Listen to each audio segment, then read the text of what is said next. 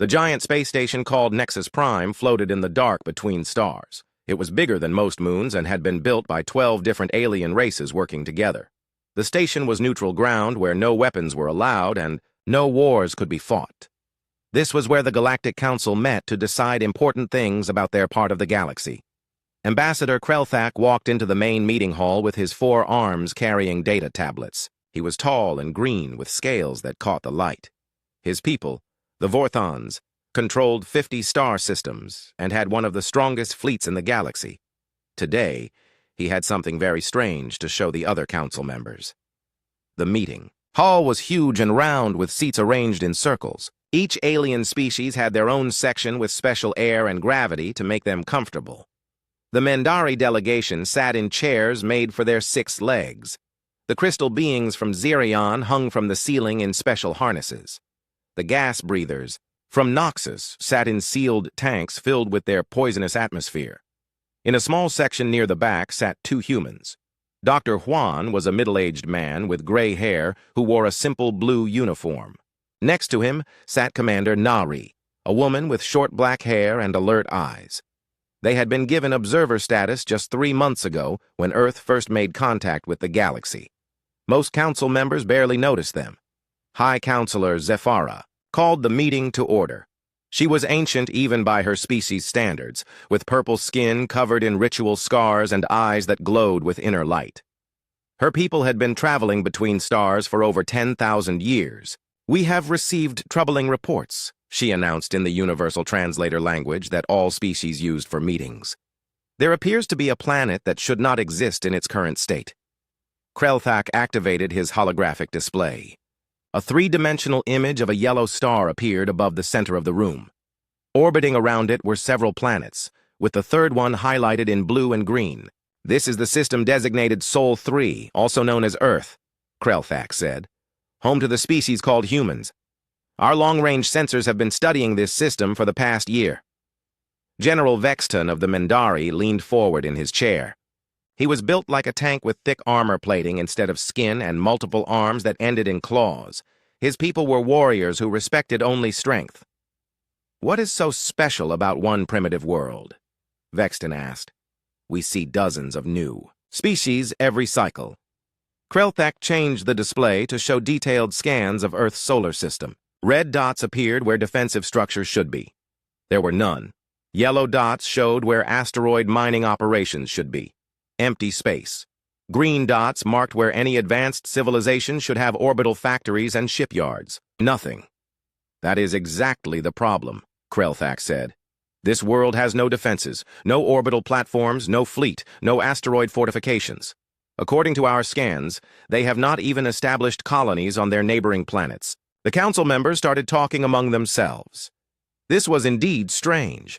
Every space-traveling species built defenses around their home world. It was the first rule of survival in a galaxy full of hostile neighbors. Counselor Bemtar of the Trader Guild raised one of his tentacles. His species looked like giant squids and controlled most of the galaxy's commerce. "Perhaps they are protected by another species? A client-state arrangement?" "We checked," Krelthak replied. "No treaties on file.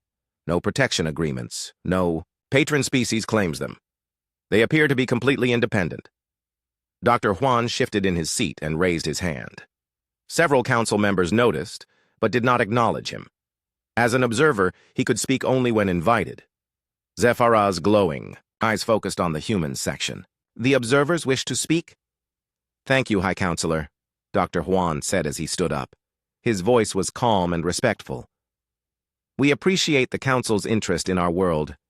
If you have questions about Earth's status, we would be happy to provide information." General Vestan snorted, which sounded like steam escaping from a machine. "What could you tell us that our sensors cannot? Your world is defenseless. Any species with faster-than-light travel could conquer you in days." "Commander." Nari stood beside Dr. Juan. She kept her expression neutral, but her eyes were watchful. "We understand your confusion, General. However, Earth has managed to maintain its independence without major conflicts." "Impossible," declared Senator Crix of the Hegemony. His people looked like walking crystals and were known for their logical thinking. "Mathematics does not support this scenario. A defenseless world cannot survive in contested space. Krelthak brought up more data. Our analysis shows that 12 different species have faster-than-light capability within 50 light-years of Earth. At least 6 of them are known to be aggressive expansionists. Yet none have claimed this system. The display changed to show territorial maps. Different colored areas showed which species controlled which star systems. Earth sat in the middle of several expanding empires like an island in a stormy sea. The probability of this world remaining untouched by random chance is less than 0.003%, Senator Crix calculated aloud. There must be an unknown factor. High. Counselor Zafara studied the data with ancient eyes that had seen the rise and fall of civilizations. What defenses do they have? Show us their military capabilities. Krelthak looked uncomfortable. According to our scans, they possess nuclear weapons of primitive design. Some orbital satellites that appear to be for communication and weather monitoring. A small space station. Their largest ships can barely reach their own moon. Chemical rockets? General Vestan laughed, a sound like grinding metal. My personal shuttle has more firepower than their entire planet. Then why, Zafara asked slowly, has no one taken it? The question hung in the air like a challenge. The council members looked at each other with growing unease. In their experience, vulnerable worlds did not stay vulnerable for long. Someone always took them. Councillor Brickstar of the Mining Consortium spoke up. His people were small but tough, built for working in asteroid fields. Perhaps the world has no value. Poor resources, hostile environment. Krelthak shook his head. Abundant water, rich mineral deposits, diverse biosphere, ideal gravity and atmosphere for most species. It should be one of the most valuable worlds in this sector. Maybe they are diseased, suggested Ambassador Yelnox, whose people were obsessed with genetic purity. Some worlds carry plagues that make them too dangerous to approach. Our bioscanners detect no unusual pathogens, Krelthak replied. The planet appears perfectly healthy. Dr. Juan cleared his throat. If I may suggest, perhaps the Council is overthinking this situation. Earth has simply been fortunate to avoid conflicts so far. Several council members turned to stare at him. The idea that any world could survive on luck alone was laughable to species that had fought for every system they controlled. Luck does not explain 50 years of independence, Zafara said, not when surrounded by hungry empires. General Vestan stood up, his massive frame casting shadows across the room. I propose we investigate this mystery ourselves. My fleet could reach their system within 10 rotations. For what purpose? Dr. Juan asked, still maintaining his calm tone. To discover why they remain unconquered, Vestan replied. Either they have hidden defenses we cannot detect, or they are protected by forces we do not understand. Both possibilities concern the stability of this sector. Commander Nari stepped forward. We would welcome peaceful contact with your fleets, General. Earth has always been interested in learning from other species. Peaceful contact, Vestan repeated with amusement. How refreshing to meet a species that still believes in such things. High Counselor Zafara raised her hand for silence. The General raises valid concerns. A world that appears defenseless but remains unconquered represents an unknown factor. In our calculations, we must understand how this is possible. She looked around the room at all the different species. All those in favor of authorizing a joint investigation mission to Earth. Tentacles, claws, crystal formations, and other appendages rose around the room. The vote was almost unanimous. Only the humans abstained. The motion passes, Zafara announced. General Vestan and Ambassador Krelthak will organize a joint fleet to investigate the Sol system. The mission will be purely observational, Dr. Juan bowed respectfully. Earth looks forward to hosting your investigation teams.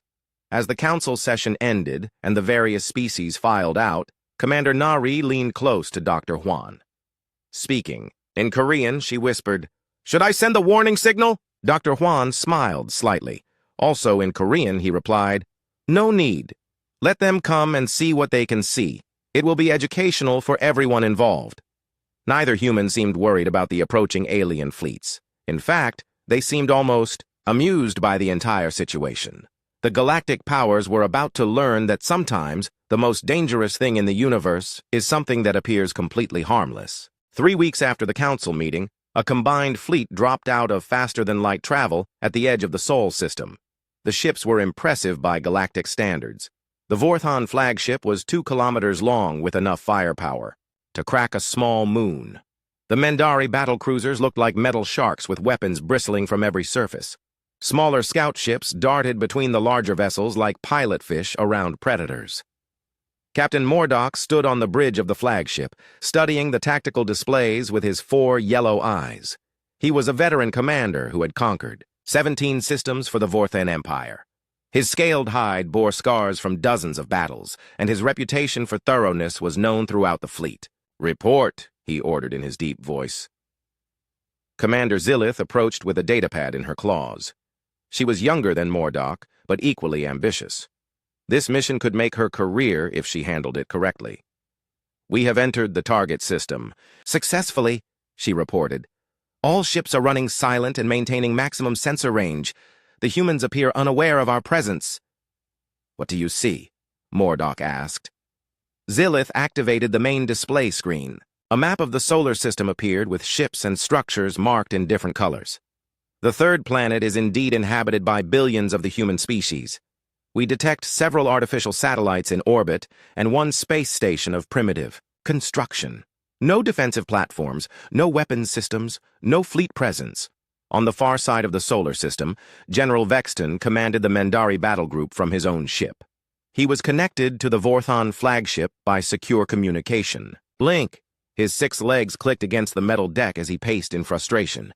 "This is too easy," Vestan growled to his aide. "Something is wrong.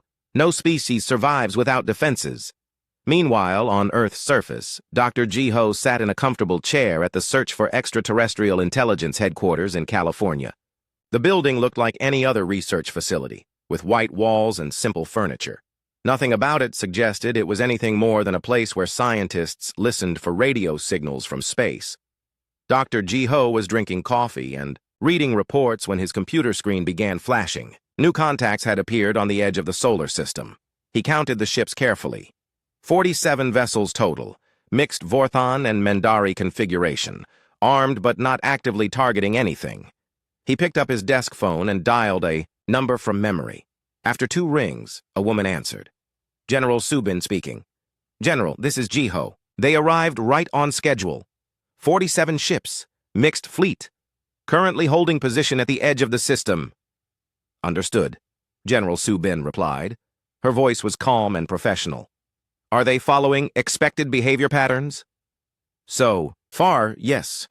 They are scanning everything and trying to remain undetected. Should I activate the response protocols?" "Not yet. Let them get comfortable first. We want them to see what they expect to see." Dr. Jiho hung up the phone and returned to his coffee. On his secondary screen, he watched the alien ships begin their detailed survey of the solar system. Everything was proceeding exactly as planned. Back in space, Commander Zillith was becoming more puzzled by the minute. "Captain, these readings are very strange." "Explain," Mordock ordered. "The planet's energy output is all wrong. Our sensors show massive power generation from the surface, but the sources do not match any known technology. The power levels suggest an advanced industrial civilization, but the visible infrastructure is too small to account for the readings." Mordock studied the data himself. The humans had cities, farms, factories, and transportation networks. Everything looked normal for a developing space-age species, but the energy signatures were enormous. Somehow, they were generating power levels that should require technology centuries beyond what they appeared to possess. "Scanning error," he suggested. "I have run diagnostics 3 times, Zillith replied. "All systems are functioning normally. The energy readings are accurate." General Vexton's voice crackled over the communication link. "Vorthan flagship, are you seeing these power readings?" "Confirmed, General. We are investigating the discrepancy." "My science teams are baffled," Vexton admitted. "The humans appear to be burning far more energy than their visible technology should be capable of producing. On Earth, General Subin walked through what appeared to be a normal military command center buried beneath Sol. Officers sat at computer terminals monitoring various displays. Everything looked like standard Earth military technology from the early 21st century, but appearances were deceiving. "Status report," General Subin requested as she approached the central command station. Colonel Jae Sung looked up from his screens. "The alien fleet is conducting detailed scans of the entire system. They have identified all our surface installations and are currently trying to explain the power generation anomalies." "How much are they seeing?" General Subin asked. "Exactly. What we want them to see. Surface-level infrastructure only. All deep systems are running normally but remain completely invisible to their sensors." General Subin nodded with satisfaction. The plan was working perfectly. The aliens would see a primitive civilization that somehow generated massive amounts of power. This would confuse them without revealing anything truly important. Back in space, Captain Mordock made a decision. "Deploy long-range scanning probes. I want detailed analysis of every structure on that planet." "Yes, Captain," Zilith acknowledged. She began launching small robotic probes that would fly closer to Earth for more detailed observation. The probes were the size of small cars and equipped with the most advanced sensors in the Vorthan arsenal. They could detect energy signatures, analyze atmospheric composition, and even peer through solid matter to see underground structures. At least, they were supposed to be able to do those things. Probe 1 approached Earth's moon and began scanning the planet from lunar distance. Its sensors detected cities, roads, airports, and power plants.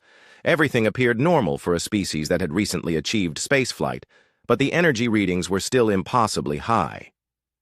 Probe 2 investigated the asteroid belt between Mars and Jupiter.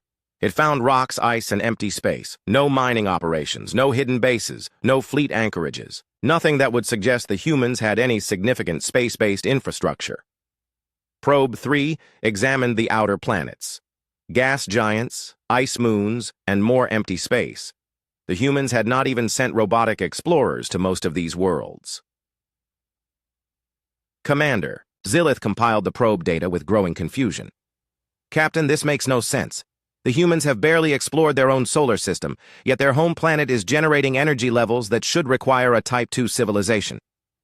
"Type 2 civilizations harness the power of entire stars," Mordock mused. "These humans are not even close to that level of development." "Then where is all the power going?" Zilith asked. On Earth, Dr. Min Seo reviewed the alien probe data from her office at the Korean Institute of Advanced Technology. She was the head of the Xenological Threat Assessment Division, though her official title was simply Research Director. The office looked ordinary. Bookshelves lined the walls. A computer sat on her desk next to family photos and a coffee mug. Nothing suggested that she commanded one of the most sophisticated intelligence networks in the galaxy. "The probes are using standard Vorthan scanning protocols," she reported to her team via secure communication. "Frequency ranges from 0.3 to 500 terahertz. Penetration depth limited to approximately 50 meters below surface level." "Are they detecting any of our systems?" asked Dr. Kyung-ho from his station. "Nothing beyond surface level," Dr. Min Seo confirmed. "Their technology cannot penetrate our shielding. They are seeing exactly what we want them to see." "Should we give them something more interesting to look at?" suggested Dr. Hee-jin. "Not yet," Dr. Min Seo replied. "Let them draw their own conclusions. First, the more confused they become, the more cautious they will be." Back on the Vorthan flagship, Captain Mordock was indeed becoming cautious. In his experience, things that did not make sense usually meant hidden dangers. "General Vestan," he called over the communication link. "What do you make of this situation?" "I do not like mysteries," the Mendari commander replied. "Either these humans have technology we cannot detect, or someone else is protecting them. Our scans show no other ships in the system. Then they have technology we cannot detect." Commander Xylith approached with a new report. "Captain, I have been analyzing the human communication networks. They are using primitive radio and optical fiber systems for most of their data transmission." "Primitive systems generating massive power requirements?" Mordock asked. "That is the puzzle. Their communication technology is centuries behind ours, but it appears to be consuming enormous amounts of energy." Mordock considered the implications. Either the humans were incredibly inefficient with their technology, or they were using their primitive systems to hide something much more advanced. "Deploy additional probes," he ordered. I want every square kilometer of that planet scanned. Yes. Captain! As more probes launched toward Earth, Dr. Jiho received another phone call. General Subin again. They are getting more aggressive with their scanning. Still within acceptable parameters, the general replied. Let them scan all they want. They will only see what we choose. Military engineer Tae-Won stepped out of the elevator and into sub-level 47 beneath Seoul. The doors slid shut behind him with a soft hiss, and he began his routine inspection walk. To anyone watching, he was just a maintenance worker checking on underground utilities. The reality was far different. The corridor stretched ahead of him for over 3 kilometers, carved from solid rock and lined with metal walls that gleamed under bright lights. The ceiling was high enough for large vehicles to pass through, and side passages branched off in all directions like the roots of an enormous tree. Tae-Won walked past fusion reactors that hummed quietly behind thick shielding. Each reactor was the size of a building and could power a major city for decades. There were dozens of them on this level alone, and sub-level 47 was just one of over 300 levels beneath Seoul. He stopped at a monitoring station and checked the status. Displays. Power generation was running at optimal levels. The quantum computers were processing data at speeds that would make the alien visitors weep with envy. The subspace communication arrays were maintaining contact with human outposts scattered across the galaxy. Morning report, sir, said technician Hyo Jin as she approached with a datapad. She was young and efficient, one of thousands of humans who kept the underground systems running smoothly. What's the status on the surface monitoring? Tae-Won asked. The aliens are still scanning everything they can reach, Hyo Jin replied. Their probes are quite thorough, but they cannot penetrate deeper than 50 meters. They have no idea what lies beneath their sensors. Tae-Won nodded with satisfaction. The surface world was carefully designed to appear exactly as advanced, as humanity wanted to seem. Every building, every road, every power plant was precisely calculated to create the right impression of a developing civilization. Above ground, President Ye-jin was giving a speech at the United Nations building in New York. She spoke about international cooperation and peaceful development while cameras broadcast her words around the world. She looked like any other political leader, discussing normal human concerns. What the cameras did not show was the quantum communication device hidden in her jewelry. Through it, she received constant updates from the real centers of human civilization buried deep beneath the Earth's surface. The alien fleet remains in observation mode, came the voice of Admiral Jun-Soo directly into her earpiece via quantum transmission. No hostile actions detected.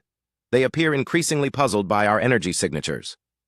President Ye-jin smiled for the cameras while sub-vocalizing her response. Maintain current protocols. Let them see what they expect to see. Admiral Jun-Soo commanded the real human military from his headquarters 5 kilometers beneath the Pacific Ocean. The facility was larger than most cities and contained enough firepower to reduce planets to asteroid fields. From here, he monitored not just the alien visitors but also 300 other star systems where human presence remained completely undetected. The truth about humanity was almost impossible to believe. They had achieved faster-than-light travel over 400 years ago.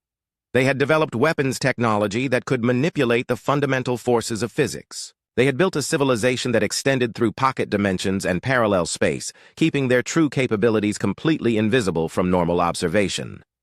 Dr. Min Seo finished her briefing and walked through the corridors of her research facility. To her alien watchers above, the building appeared to be a simple technology institute. In reality, it was the headquarters of the Xenological Threat Assessment Division, responsible for monitoring and analyzing every known species in the galaxy. She entered her private office and activated the holographic displays. Detailed information about Vorthon and Mendari technology filled the air around her desk. Ship designs, weapon specifications, tactical doctrines, political structures, economic systems. Humanity knew everything about their visitors. Computer. Display threat assessment for current alien fleet, she commanded. Vorthon technology level equivalent to human archives from the year 2387, the computer replied in a pleasant female voice. Mendari weapon systems based on crude plasma discharge principles, easily counterable with standard defensive measures. Overall threat assessment, negligible. Dr. Minseo smiled. The aliens considered themselves advanced, but they were using technology that humanity had abandoned centuries ago as too primitive and inefficient. Her assistant, Dr. Sung Ho, entered the office carrying more reports. The language analysis teams have completed their work on the alien communications. We now have perfect translation capabilities for both species. Excellent, Dr. Minseo replied. What are they saying to each other? They are very confused by our energy readings. Captain Mordock suspects we have hidden technology. General Vestan thinks someone else is protecting us. Neither has considered the correct explanation. The correct explanation was that humanity had learned to tap directly into zero-point energy fields that existed between dimensions. This gave them access to essentially unlimited power without any visible infrastructure. The aliens were seeing the effects of this technology but could not detect the source because it existed partially outside normal space-time.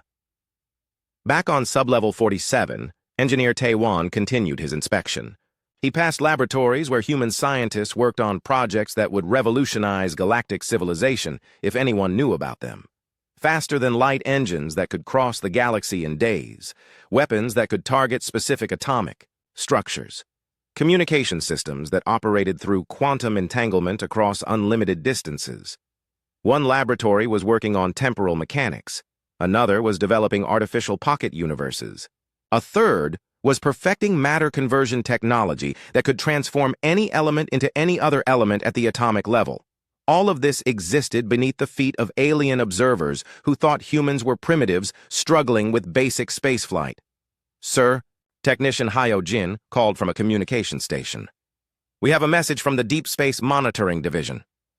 Taewon approached the station and read the message. Human observation posts throughout the galaxy were reporting normal activities. No hostile fleets were moving toward Earth. No emergency situations required intervention. The galaxy continued its slow but steady progression toward greater stability under humanity's invisible guidance. The Deep Space Monitoring Division operated from facilities built inside hollowed-out asteroids, pocket dimensions, and artificial space stations that existed in folded space-time. They maintained watch over every major civilization and could respond to threats faster than light-speed communication could carry news of those threats. Dr. Minseo received another update from her field teams. The aliens have now deployed 67 scanning probes throughout our solar system. All probes are functioning within expected parameters and detecting only surface-level activity. Any indication they suspect deeper infrastructure? She asked. None whatsoever. Their technology is simply too primitive to penetrate our concealment systems. The concealment systems were marvels of human engineering. They did not just hide structures from sensors. They actually shifted those structures partially into parallel dimensions where alien scanning could not reach them. To outside observers, the underground cities and space-time facilities simply did not exist. President Ye Jin concluded her speech and returned to her private office. Once the doors were secured, she activated the quantum communication system, built into her desk. Admiral Jun-Soo, what is the status of our visitors? They remain in observation mode, the Admiral replied. However, we are detecting increased agitation in their communications. They know something is wrong, but cannot determine what. Are they likely to take more aggressive action? Probability analysis suggests a 73% chance they will attempt some form of direct probe within the next 6 hours. Recommendations? Let them try. A minor demonstration of our defensive capabilities might encourage them to be more cautious in the future. President Ye Jin considered this. Humanity preferred to remain hidden, but sometimes a small show of force prevented larger conflicts. Later, approved, but keep it minimal. We want them curious, not terrified. Understood, Madam President. In space, Captain Mordock was indeed growing more agitated. His officers had been scanning the Earth system for hours without finding any explanation for the energy anomalies they detected. Commander Zillith, prepare a close approach probe. I want detailed scans of the human homeworld from orbital distance. Captain, that will certainly be detected by their primitive sensors. They will know we are here. Good. Perhaps if they know we are watching, they will reveal whatever they are hiding. On Earth, every human facility simultaneously received notification that the aliens were preparing for closer investigation. Response protocols activated automatically. Defense grids that had been dormant for decades began cycling through startup procedures. Weapons systems that existed in pocket dimensions started targeting calculations. Dr. Jiho at SETI headquarters received a priority alert on his computer screen. The aliens were about to cross the line from passive observation to active investigation. He picked up his phone and dialed General Subin's number. "General, they are preparing for close approach. Permission to activate defensive measures?" Captain Mordock made his decision. After hours of scanning and finding nothing but confusing energy readings, he was ready to take more direct action. His reputation had been built on thorough investigation, and he would not return to the Galactic. "Council empty-handed. Commander Zillith, prepare the close approach probe," he ordered from his command chair. "I want it to perform active scans of the human orbital installations." "Active scans will be detected by their sensors," Zillith warned. "They will know we are here." "Perhaps that is what we need," Mordock replied. "If they have hidden defenses, forcing them to reveal those defenses will answer our questions." General Vexton's voice crackled over the communication link from his Mendari flagship. "Vorthon vessel, what are your intentions?" "We are going to test their responses," Mordock announced. "A few warning shots near their orbital installations should reveal their true defensive capabilities." "Understood. My ships stand ready to support your action. On Earth, alarm signals flashed through every command center simultaneously. The aliens had just announced their intention to fire weapons near human installations. This was exactly the escalation that had been anticipated and planned for. Dr. Jiho watched his screens as the alien probe accelerated toward Earth. The probe was armed with standard Vorthan plasma weapons, primitive by human standards, but certainly dangerous to the space station and satellites that the aliens believed represented humanity's only presence in space. He picked up his secure phone and contacted General Subin. "General, they are beginning active scanning and have announced intention to fire warning shots." "Confirmed. Initiate Level 1 defensive demonstration. Level 1 authorized. Beginning sequence now." Dr. Jiho typed commands into his computer. "Terminal." The screen showed a simple interface that looked like basic Earth technology. In reality, he was activating defensive systems that operated on principles the alien visitors could not even imagine. The alien probe approached Earth's largest communication satellite. From the probe's perspective, it was targeting a primitive piece of human technology. In reality, the satellite was a carefully designed decoy that served no function except to appear vulnerable. Commander Zillith monitored the probe's approach from the Vorthon flagship. "Probe has achieved optimal firing position, ready to commence limited engagement protocols." "Fire 1 warning shot," Captain Mordock ordered. "Target the satellite's solar panels. Minimal damage." The probe fired a focused plasma burst toward the satellite. The plasma bolt was precisely calibrated to cause visible damage without destroying the entire structure. It was meant to be a demonstration of superior technology and a warning that more serious action could follow. The plasma bolt never reached its target. Halfway between the probe and the satellite, the superheated plasma simply stopped moving. For exactly 3.7 seconds, it hung motionless in space like a frozen lightning bolt. Then it dispersed harmlessly into background radiation. On Earth, technician Kyung-ho barely looked up from his coffee cup. The defensive grid had automatically engaged and neutralized the threat. He made a brief note in his log. "Plasma discharge intercepted. Threat level minimal. Response time 0.003 seconds. No human intervention required." Commander Zillith stared at her sensor displays in shock. "Captain, the plasma bolt has been neutralized." "Neutralized how?" Mordock demanded. "Unknown. No energy shields detected. No defensive weapons fired. No countermeasures observed. The plasma simply ceased to exist." Mordock studied the sensor data himself. According to every instrument on his ship, nothing had happened. No defensive systems had activated. No energy barriers had appeared. The plasma bolt had encountered empty space and vanished. "Sensor malfunction?" he suggested. "All systems are functioning normally," Zillith replied. "I have run complete diagnostics twice. The readings are accurate." General Vexton's voice came over the communication link. "Vorthan flagship, we observed the same phenomenon. Your plasma discharge was neutralized by unknown means." "Did your sensors detect any defensive activity?" "Nothing. According to our instruments, your weapon simply stopped working. On Earth, General Subin authorized the next phase of the demonstration. It was time to get the aliens' full attention. In his command center beneath Seoul, Admiral Jun Soo activated the communication protocols. Initiate Universal Translator Interface. Target all ships in the alien fleet. Interface ready, Admiral, reported his communications officer. Shall I transmit? Send the message. Simultaneously, every computer screen on every ship in the alien fleet displayed the same message. The text appeared in perfect Vorthon and Mendari languages, translated with precision that exceeded anything in their databases. Your current location is 4.7 light seconds from Earth. You have been tracked since entering our star system. This is your only warning. Captain Mordock jerked back from his command display as the words appeared. How are they accessing our systems? Unknown. Captain, his communications officer replied with panic in his voice. All our security protocols are active and functioning. There is no breach in our networks. This is impossible, Commander Zillith whispered. Our communication systems use quantum encryption. No species in the galaxy can break our codes.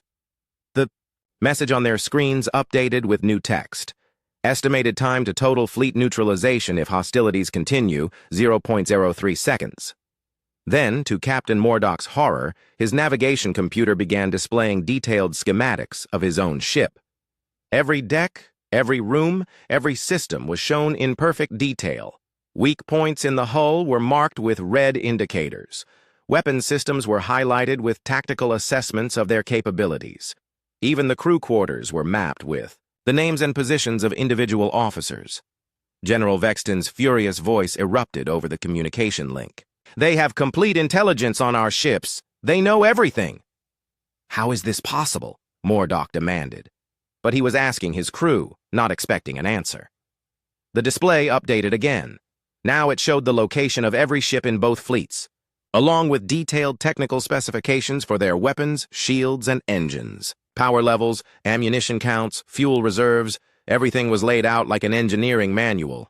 But the most terrifying part was the analysis section. Each ship had been assigned a threat rating, and every single vessel in the combined fleet was marked as minimal threat, easily neutralized. Dr. Minseo watched the aliens panic from her office on Earth. Her screens showed the heart rates and stress levels of the alien crew members as their ship's sensors detected no intrusion, no hacking, no breach of their security. They still do not understand how we are doing this, she reported to her team. Their technology cannot detect our quantum interface systems. Should we show them more? Asked Dr. Sung Ho. No, this is sufficient for now. The message has been delivered. On the Vorthon flagship, Captain Mordock struggled to understand what was happening. His ship's security systems insisted that no outside signals were reaching their computers, yet somehow, someone was not only reading their data, but also displaying it back to them with complete accuracy. Commander, initiate emergency protocols, he ordered. Prepare the fleet for immediate withdrawal. Yes, Captain, Zillith replied, grateful to be doing something that made sense. General Vexton was reaching the same conclusion. All Mendari ships, prepare for emergency jump to hyperspace. We are withdrawing from this system immediately. As the alien fleets powered up their faster-than-light engines, they received one final message on their screens. Thank you for your visit. Earth hopes your investigation has been educational. Captain Mordock watched the human solar system disappear as his fleet jumped to hyperspace. In 30 years of commanding starships, he had never encountered anything like what had just happened. Commander, Zillith, he said quietly, in your professional opinion, what just occurred? Zillith looked at her captain with wide eyes. Sir, I believe we just discovered why no one attacks Earth. Explain. They are not undefended. They are so far beyond any known defensive technology that they do not need visible defenses. They could have destroyed our entire fleet without us even knowing we were under attack. Mordock considered this. It was the only explanation that fit the evidence. Earth appeared primitive because its inhabitants had technology so advanced that it was invisible to anyone using conventional sensors. Set course for Nexus Prime, he ordered. The Galactic Council needs to know what we have discovered. Yes, Captain, though I am not sure they will believe us. On Earth, Dr. Jiho received confirmation that the alien fleet had withdrawn from the solar system. He filed his report and finished his coffee. It had been a successful demonstration. The aliens now understood that Earth was not as defenseless as it appeared. They also understood that they had been completely outclassed by technology they could not even detect, let alone understand. President Ye-jin received the final status report from Admiral Jun-soo. The demonstration was successful. The alien fleet has withdrawn and is returning to Galactic Council space. Excellent. Any indication they will attempt a larger probe? Highly unlikely. Our analysis suggests they are now aware they encountered technology far beyond their current capabilities. Good. Maintain standard monitoring protocols and prepare for their report to the Council. Understood, Madam President. The test was calm. The emergency session of the Galactic Council convened just 48 hours after the alien fleet returned to Nexus Prime. High Counselor Zephyra had called the meeting after receiving preliminary reports from Captain Mordock and General Vestan. What she heard in those reports had shaken her ancient confidence in the natural order of galactic civilization. The great meeting hall buzzed with nervous energy as representatives from 12 species took their seats. Word had spread quickly, through diplomatic channels, that something unprecedented had occurred during the Earth investigation. The various aliens whispered among themselves in their native languages, speculating about what could have frightened two of the galaxy's most experienced military commanders. Captain Mordock entered the hall with his usual dignity, but those who knew him well could see the strain in his posture. His scaled hide had lost some of its natural luster, and his four eyes moved constantly as if searching for hidden threats. Behind him walked Commander Zilith, equally nervous but trying to maintain professional composure. General Vestan arrived with his six-legged stride slightly less confident than usual. The Mendari warrior had built his reputation on crushing enemies without hesitation, but now he seemed uncertain and cautious. Dr. Juan and Commander Nari took their observer seats as usual. To the other council members, they appeared calm and unworried by the emergency session. Neither human showed any sign of concern about what the military investigation might have discovered. High Counselor Zephyra called the session to order with a gesture of her glowing hand. The hall fell silent as all species focused their attention on the ancient leader. "We have received disturbing reports from our investigation mission to the human homeworld," she announced in the universal translator language. Captain Mordock and General Vestan will present their findings. Captain Mordock approached the central podium with heavy steps. He activated the holographic display and showed images of the human solar system, exactly as they had appeared during his fleets. "Visit, honored council members," he began. "Our investigation of Earth has revealed information that challenges our understanding of galactic civilization." He displayed the energy readings that had first attracted their attention. As reported previously, the human homeworld generates massive amounts of power despite having no visible advanced infrastructure. Our detailed scans confirmed this anomaly. Senator Crix of the Hegemony leaned forward with interest. "Did you discover the source of this energy generation?" "No," Mordock replied grimly, "and our attempts to investigate further revealed something far more concerning." The display changed to show the moment when his probe had fired on the human satellite. The council members watched as the plasma bolt simply vanished in mid-flight. This plasma discharge was precisely calibrated according to standard military protocols, Mordock explained. It should have caused minor damage to demonstrate our capabilities. Instead, the weapon was neutralized by unknown means. Counselor Bemtar of the Trader Guild raised a tentacle. Neutralized how? What defensive systems did they deploy? None that we could detect, Commander Zil-Ith answered as she joined Mordock at the podium. Our sensors registered no energy shields, no defensive weapons, no countermeasures of any kind. The plasma simply ceased to exist. General Vestan stood up in his section. "The Mendari contingent confirms this report.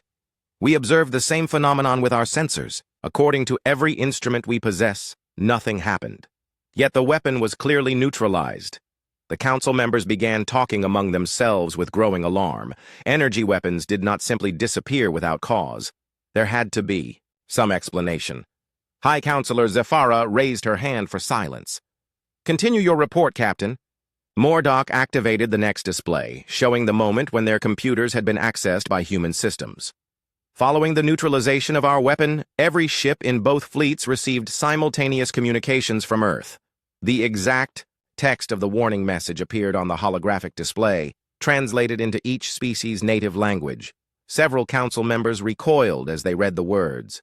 They accessed our quantum-encrypted communication systems without triggering any security protocols, Zillith continued. This should be technologically impossible. Our encryption methods are based on principles that cannot be broken by conventional means. Senator Crix performed rapid calculations in his crystalline head. The computational power required to break quantum encryption exceeds the total processing capability of most star systems. How could a single planet accomplish this? That is not the most disturbing part, General Vestan announced. Show them the technical specifications. The display changed to show the detailed ship schematics that had appeared on their screens. Every system, every weakness, every tactical detail was laid out with perfect accuracy. They knew everything about our ships, Mordock said quietly. Information that should have been impossible for them to obtain. Our vessels had never been within their sensor range before this mission. Ambassador Yelnox spoke up with his species' typical suspicion. Perhaps they have spies in our governments, intelligence networks we have not detected? We considered that possibility, Zillith replied. But the information they displayed included real-time data about our ship's current status, fuel levels, ammunition counts, crew positions, details that change by the minute, and could not have been obtained through conventional espionage. High Counselor Zephyra studied the evidence with her ancient eyes. In 10,000 years of galactic politics, she had never encountered anything like this. What is your assessment of human military capabilities? She asked. Captain Mordock exchanged glances with General Vestan before answering. Based on this encounter, we believe human technology is several orders of magnitude beyond anything in our databases. They could have destroyed our entire fleet, without us even knowing we were under attack. The council hall erupted in shocked conversations. The idea that a species could possess such overwhelming technological superiority was terrifying to civilizations that had spent millennia fighting for every advantage. Dr. Juan stood up in the observer section and cleared his throat. The conversations gradually died down as the council members remembered that Earth's representatives were present. High Counselor, may I address the council? Zephyra studied the human carefully. He appeared calm and untroubled by the reports of overwhelming military superiority. You may speak. Dr. Juan walked to the central podium with measured steps.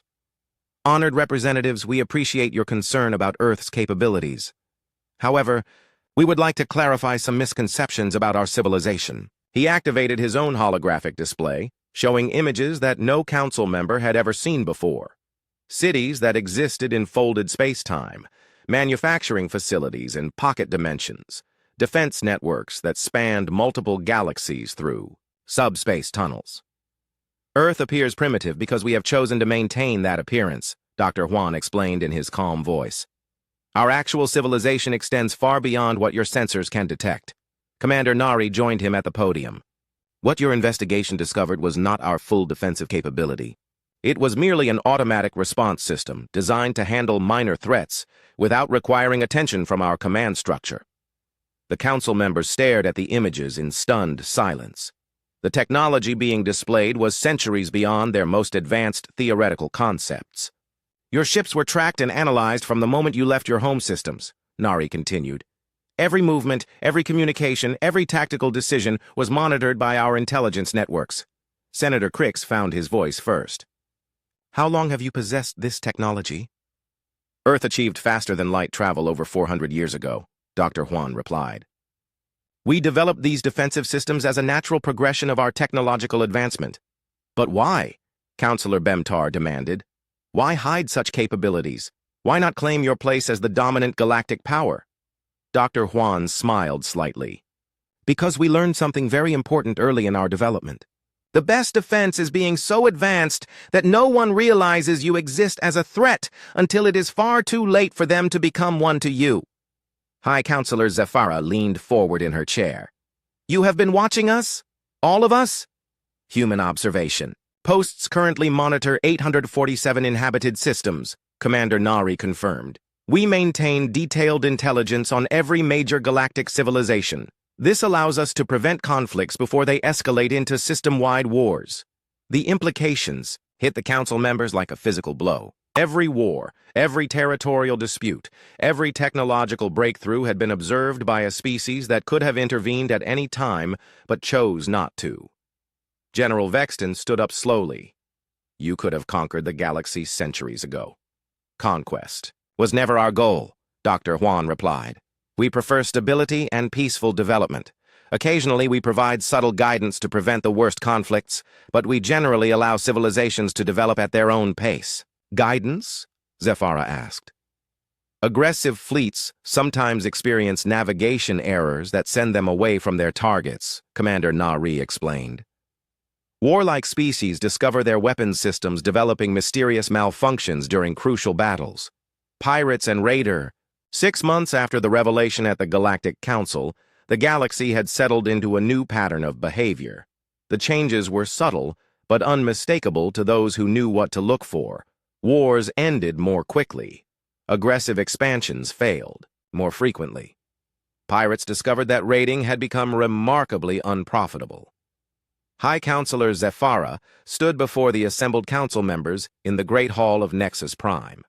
The formal vote had been delayed for months, while each species processed the implications of Earth's revelations. Now it was time to make their new relationship official. Resolution 847 Omega, she announced, recognizing Earth as a protected observer state, passes by unanimous vote. The ceremonial language meant little to anyone present. Everyone understood that the designation was purely for administrative purposes. Earth did not need protection from the Galactic Council. If anything, the Council now existed under Earth's protection, whether they wanted it or not. Dr. Jiho had been promoted from his position at SETI headquarters to serve as Earth's official liaison to the Galactic Council. He now maintained an office on Nexus Prime and attended all council sessions. His presence served as a quiet reminder that humanity was always watching. Thank you for this recognition, Dr. Jiho said as he addressed the council. Earth looks forward to continuing our peaceful cooperation with all member species. Captain Mordock, now serving as military advisor to the council, had spent the past 6 months studying the implications of human technology. His reports painted a picture of a civilization so advanced that resistance would be not just futile but unthinkable. Our analysis suggests that human defensive capabilities extend far beyond what they demonstrated to our fleet, he had written in his classified briefing. We observed only automated systems responding to minor threats. Their actual military potential remains unknown, but is certainly several orders of magnitude beyond our capacity to measure. General Vestan had reached similar conclusions from his Mendari perspective. His warrior culture had taught him to respect superior strength, and Earth's superiority was absolute. Rather than feeling defeated, he found himself oddly relieved. The galaxy now had a guardian powerful enough to prevent the worst conflicts. The real changes were happening quietly throughout galactic civilization. The hegemony had planned a major expansion into disputed territory, but their fleets kept experiencing navigation system failures that sent them in the wrong direction. After the third attempt resulted in their ships emerging from hyperspace in the middle of empty space, they abandoned the expansion project. The Vorthon Empire had been preparing for war against the Crystalline Confederacy over mining rights in the Kepler sector. Their weapon systems developed mysterious power fluctuations during pre-combat exercises. When repair teams investigated, they found nothing wrong with the equipment. The weapons worked perfectly during peaceful operations but failed consistently during war preparations. Pirates operating near the Outer Rim trade routes discovered that their luck had turned dramatically bad. Ships that should have been easy targets somehow detected their approach and escaped. Merchant vessels that appeared defenseless turned out to have escort fleets that materialized from nowhere. Raider bases in asteroid fields collapsed due to structural failures that their engineers could not explain. Meanwhile, legitimate trade flourished as shipping routes became mysteriously safer. Merchants reported fewer pirate attacks, reduced mechanical failures, and improved navigation accuracy.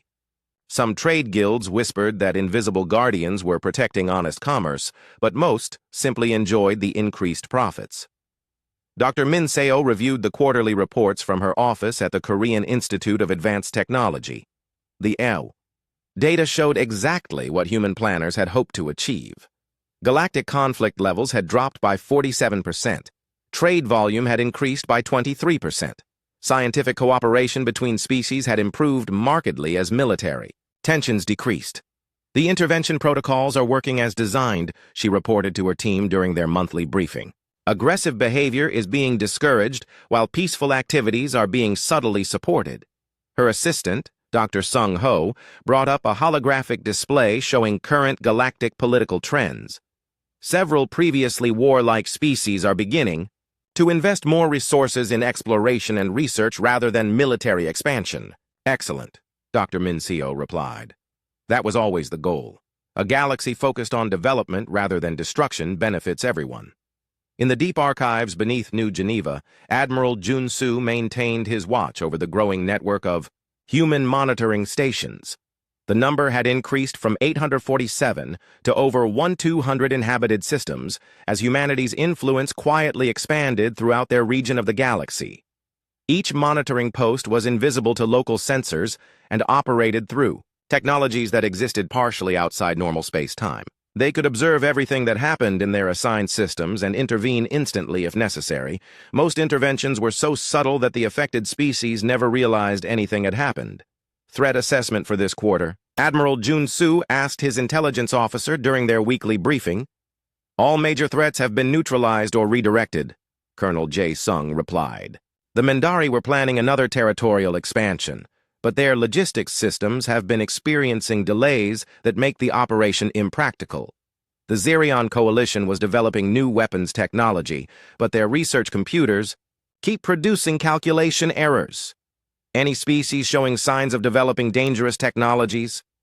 The Noxari have been experimenting with antimatter weapons, but their test facility suffered a series of minor accidents that set their research back by several years. Nothing dramatic enough to seem suspicious, just consistent bad luck. President Ye Jin signed the annual budget allocation for the Deep Space Monitoring Division from her office in Seoul. The amount would have funded most planetary governments for decades, but it represented only a small fraction of Earth's actual resources. The budget for maintaining galactic peace was considered a worthwhile investment. Status report on council relations? She asked during her daily briefing with the Foreign Ministry. Dr. Jiho reports that the council members are adapting well to the new reality, Foreign Minister Tae-hyun replied. Most species are focusing more on internal development and less on external expansion. Conflict resolution between council members has become much more efficient. Any signs of organized resistance to our influence? None.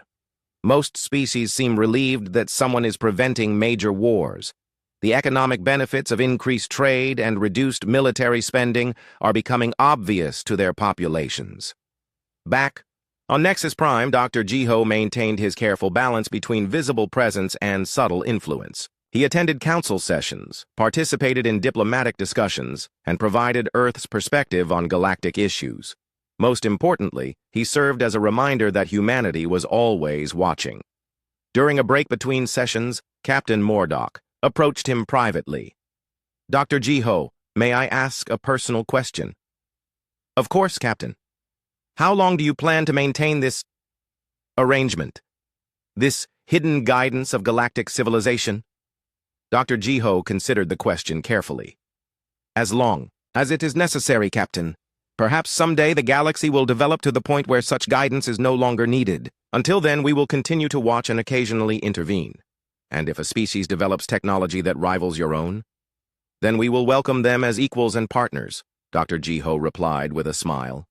Humanity has never sought to suppress advancement. We only prevent advancement that leads to large-scale destruction. Captain Mordock nodded slowly. I think I understand. You are not conquerors. You are shepherds. That is perhaps a good way to describe it, Dr. Jiho agreed, though we prefer to think of ourselves as gardeners. We provide conditions for healthy growth while preventing weeds from choking out the beneficial plants. Throughout the galaxy, the new understanding spread quietly among those wise enough to recognize it. The old patterns of constant warfare and territorial expansion were giving way to an era of cooperation and development. Most species attributed this to natural political evolution, but a few leaders understood the truth. Earth was not undefended because they were primitive. Earth was undefended because they had moved beyond the need for visible defenses. They had achieved something that no other galactic civilization had managed, the wisdom to use overwhelming power with restraint. The truly advanced civilizations, the thoughtful leaders realized, were not the ones that conquered their neighbors. They were the ones that made conquest unnecessary by creating conditions where cooperation was more profitable than conflict. High Counselor Zephyra reflected on this during her private meditations. In her 10,000 years of life, she had seen civilizations rise and fall through endless cycles of war and peace. Now, for the first time, she could envision a future where the cycle might be broken. The galaxy had found its guardian, whether it realized it or not, and that guardian was wise enough to remain invisible until wisdom was no longer sufficient. Dr. Min Seo filed her final report of the quarter with satisfaction. Galactic stability indices were at their highest levels in recorded history, scientific advancement,